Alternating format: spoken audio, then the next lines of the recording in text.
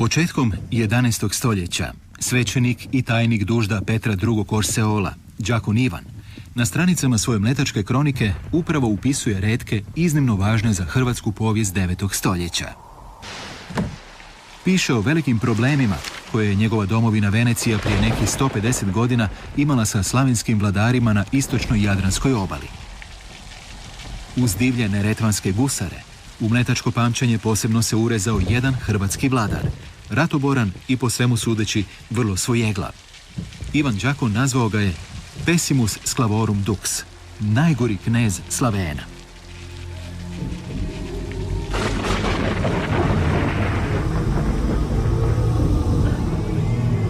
Iza ovoga prilično zločestog epiteta krije se Trpimirov nasljednik na hrvatskom prijestolju, knez Domagoj. Razdoblje Domagojeve vladavine karakteriziraju sukobi Hrvata s Mlečanima na moru i uopće zapravo pomorske aktivnosti Hrvata više nego neki događaj na kopnu.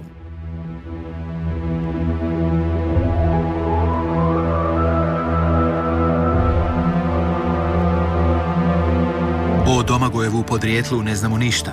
Sigurni smo da nije bio iz roda Trpimirovića, a vlast je preuzeo oko 864. godine.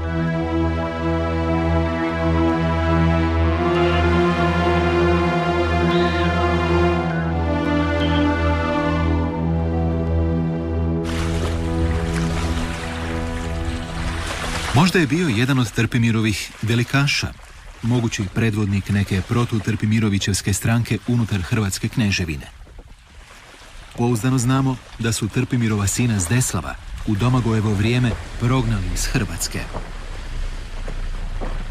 U hrvatskoj historiografiji često se pojavljivala teorija kako je Domagoj bio Neretljanin, ali za to nema valjana dokaza. Iako ta pretpostavka nije nevjerojatna, s obzirom na izrazitu pomorsku usmjerenost njegove vladavine, a Neretljani su tada bili prije svega pomorci i gusari, neovisni o hrvatskom knezu, vjerojatnije je da je Domagoj bio velikaš iz Trpimirove kneževine. Nakon smrti snažnoga vladara iskoristio je situaciju i preuzeo vlast. Možda silom, a možda i nekom vrstom izbora među velikašima.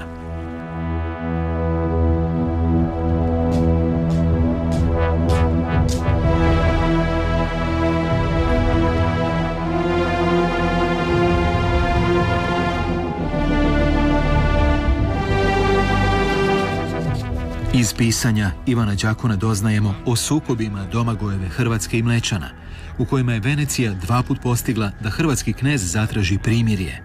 Ali su te mletačke pobjede očito bile od male važnosti, jer je hrvatski knez i dalje nastavljao s gusarenjem i uništavanjem mletačkih posjeda i brodova.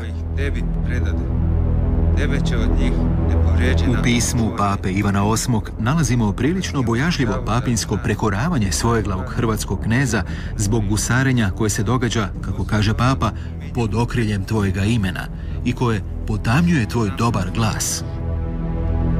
Nemamo povijesnih dokaza da je Domagoj poslušao papu, što bi moglo svjedočiti manje o njegovoj čuljivosti, a više o njegovoj neovisnosti.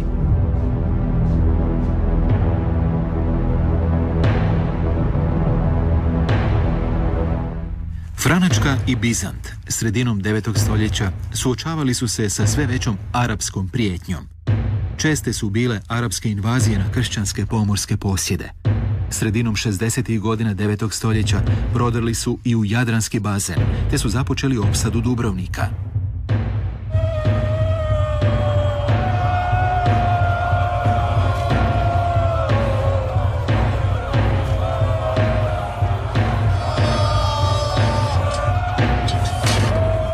Dubrovčani su poslali poziv u pomoć Bizantu. Imali su sreće, jer je carski tron upravo osvojio Bazilije I, kojemu je glavni cilj bio vratiti ugled i moć posrnulog istočnog diva. Poduzetni Bazilije odazvao se pozivu Dubrovčana i pomogao razbiti opsadu Dubrovnika. Novi car odlučno je pristupio obnovi bizantske vrhovne vlasti nad dalmatinskim gradovima, te je u tu svrhu Dalmaciju pretvorio u posebno organiziranu vojnu pokrajinu, takozvanu Temu, na čelu sa strategom, koji je stolovao u Zadru.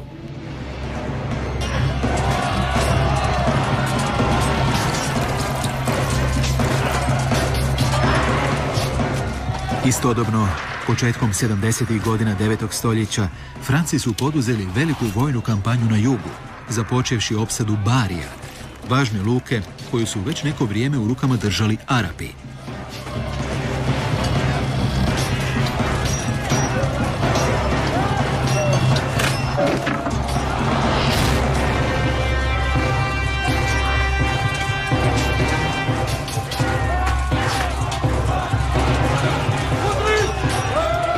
Prema povijesnim zapisima, u opsadi su kao formalni franački podložnici sudjelovali i Hrvati, na čelu s Domagojem.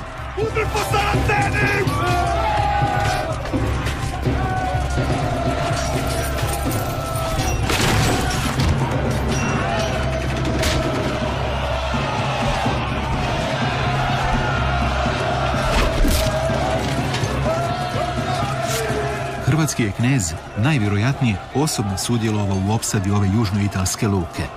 Izvor naglašava kako su slavenske vojske Hrvata, Zahumljana i ostalih na svojim brodovima prevezli Dubrovčani.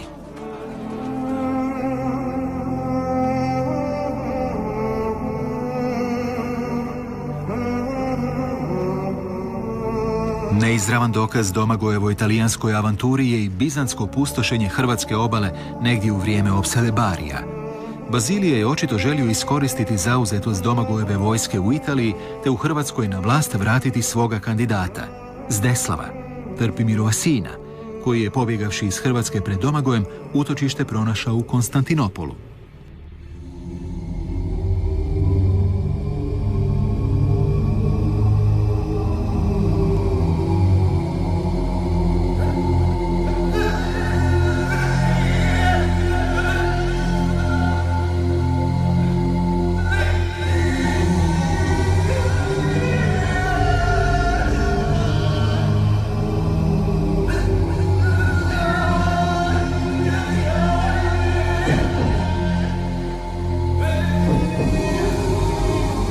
O postojanju urote protiv Domagoja doznajemo iz već spomenutog pisma pape Ivana VIII hrvatskomu knezu.